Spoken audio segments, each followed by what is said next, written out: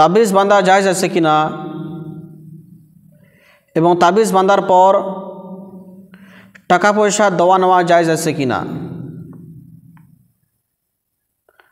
তো বিষয় মশলা হচ্ছে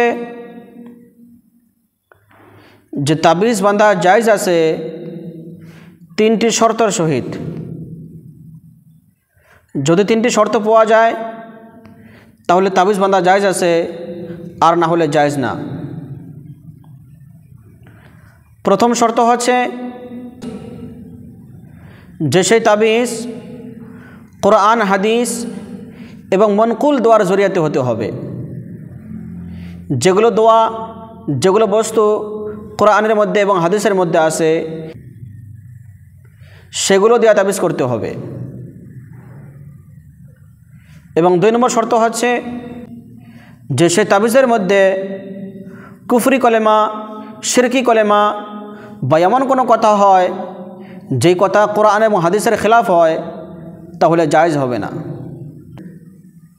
এবং 3 নম্বর শর্ত হচ্ছে এটা আকীদা রাখতে হবে, এটা বিশ্বাস রাখতে হবে, এটা ইয়াকিন রাখতে হবে যে তাবিজে কিছু করতে পারে না, তাবিজ আমার বেমারকে ঠিক করবে না, আমার অসুবিধাকে দূর করবে না, বরং আমার বেমারকে, আমার অসুবিধাকে দূর করে নেওয়ালা আল্লাহ তাবারক ওয়া তাআলা।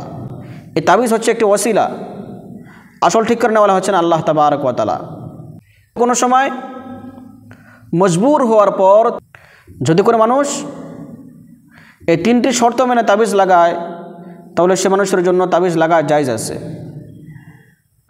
তবে এই তাবিজ না লাগায় বেশি ভালো, কারণ তাবিজ লাগার পর মানুষের দিলের মধ্যে আল্লাহ তাআলার বিশ্বাস কমে যায় এবং তাবিজের উপরে বেশি বিশ্বাস এসে যায়। আর সন্তানের গলার মধ্যে 5টা 6টা তাবিজ লেগে দেন।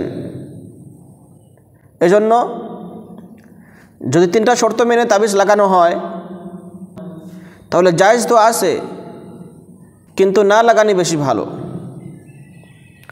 এবং তাবিজ দেওয়ার পর টাকা পয়সা দোয়া নোয়া জায়েজ আছে, দিতে পারবেন, নিতে পারবেন।